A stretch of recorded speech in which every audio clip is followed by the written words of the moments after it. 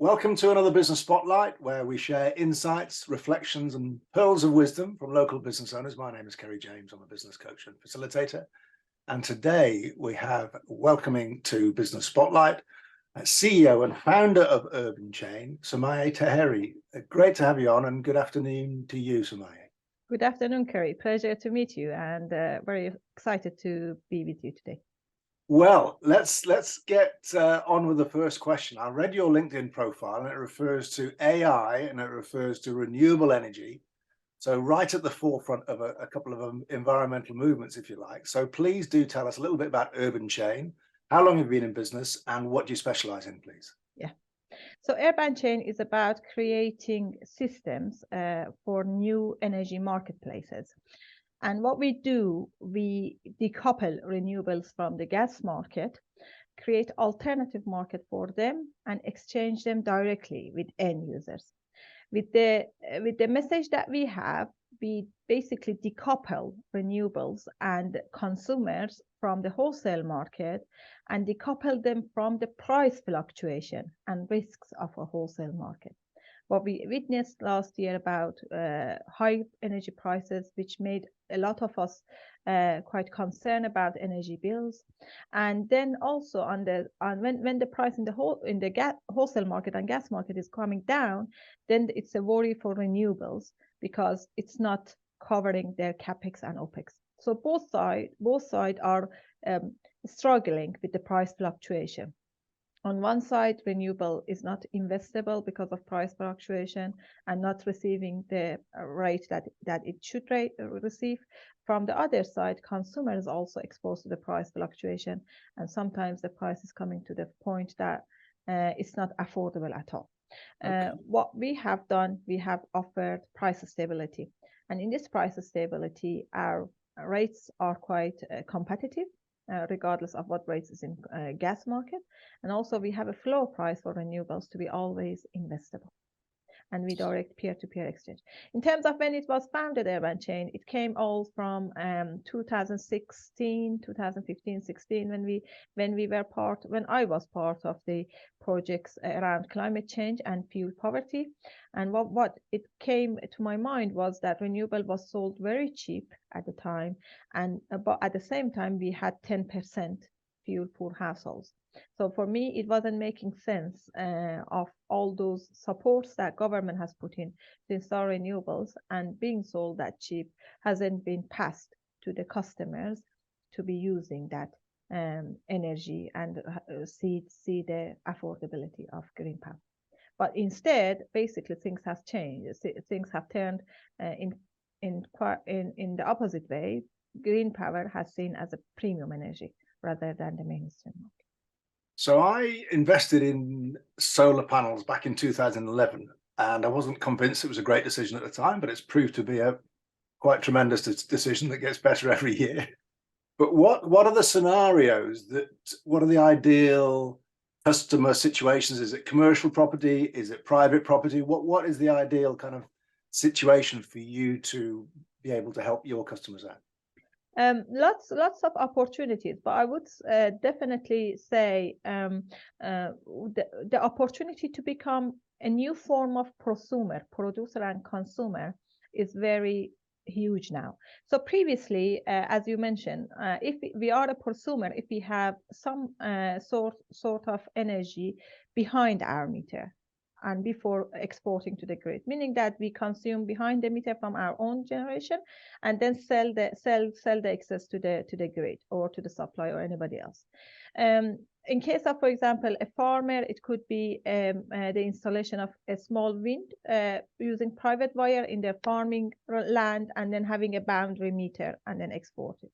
So that's also it has been the cases. But with our model, you don't need to have the energy just behind the meter. You can have energy somewhere else. Let's assume a business who has business premises at the same time warehouses. Business premises in the city don't have opportunity to install renewable assets because of land issues or roof issues or planning permission issues. The other side, warehouses have huge amount of opportunity to install and huge amount of hoofs to install many types of renewables, either solar, battery, or if it's kind of there's a land, a bit of wind or CHP, any type of that type of energy generation.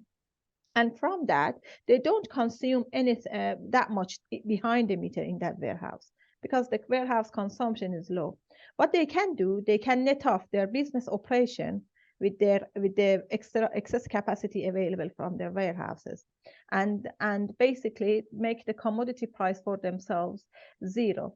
Having said that, it's not just businesses with multiple buildings are our target. It can be anybody here, a household, a small business, because we have, for example, independent generators that they are selling to themselves, and they have excess capacity to sell somebody else.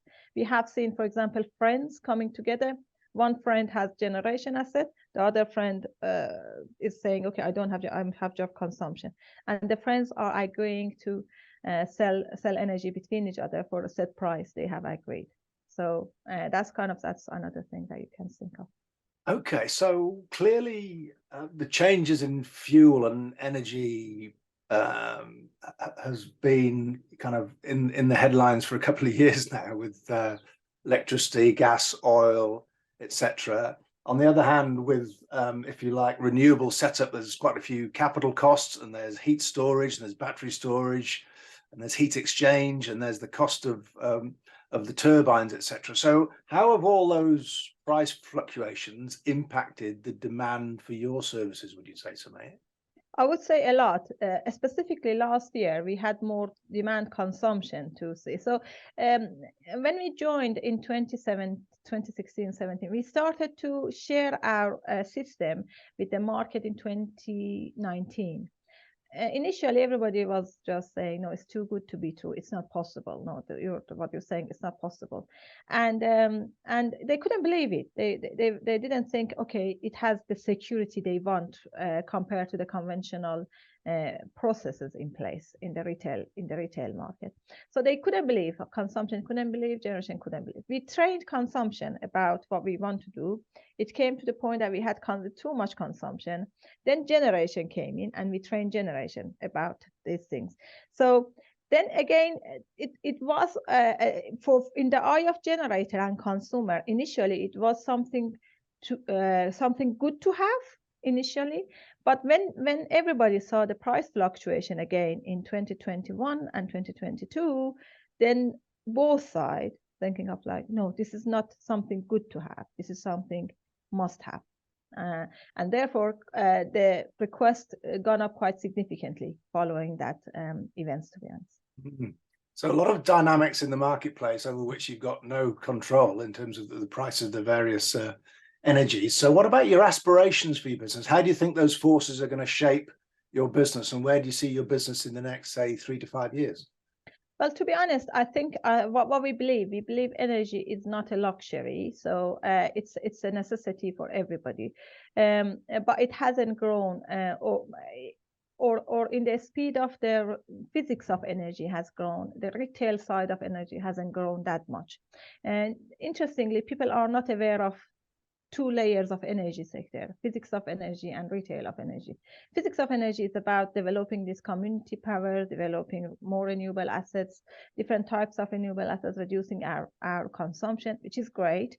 And many types of batteries out there, EVs out there, carbon capture, CHPs, heat pumps, all of those things that are available to us, which are great moves.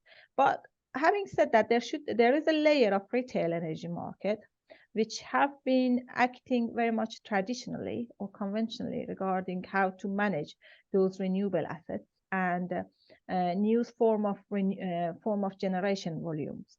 The way that they have been treating that generation volume is very conventional, and therefore it's not showing the benefit to the customer. What we wanted to do, we wanted to turn energy sector to something like communication industry. What happens is that our system is becoming very much sophisticated, in a sense that it's turning to a smart chip, like your smart SIM card, and is inserted to your smart meter. place in your house. That's how it's done. And then you download energy from the best place available, either can be your neighbor or a closest source available. And from that, you basically either pay as you go, or you go to a plan to pay for your energy. But the whole exchange is managed by that intelligent chip, and therefore the whole quite like cost of energy as your basic need is manageable and is part of your daily routine. It's not something that you're worried about. And to be honest, it's not that you're worried about switching suppliers anymore. It's about basically customer service, similar to what's happening. So if you look at the communication industry, between different providers, it's not that there's a huge difference between different providers of like £50, £60 between them. It's a small margin here and there difference, and it's more about customer service that makes everybody switching between different providers. Interesting. So if we move away from the kind of macroeconomic trends and dynamics, what would you say are the main challenges to your business today? Is it delivering that customer service? Is it developing your team? What are the short-term challenges, would you say? Yeah, the quick growth, the demand for our service is bigger than the capacity that we have, and this has been the main challenge. So we didn't have enough we haven't had enough people. But having said that, we have been raising, we have been focusing on raising, we have been focusing on customer service to make sure that our service to the current customer is right, and therefore becoming quite organically break even and profitable. So we have done those, but I would say again, every stage of scale up, because of the size of the contract, comes after a certain point, and the money is realized after. The team that needs to keep up with that is not enough. Is never enough, and writing that, finding the right balance in that space is quite the challenge for me. Has been. Okay, and just to kind of reflect back, you mentioned 2015, 2016 that you started. So what's that, 7 or 8 years ago, Somayeh? What are the main lessons you've learned? And if you were starting as a business owner today, what advice would you give yourself, do you think? I think too many things, but the main important one, right people to be in the journey with you. Don't have people just for the sake of, not even just skills. Skill is part of the journey. In the process of setting up a business, which has risks, and but it has quite big potential and also big ambition.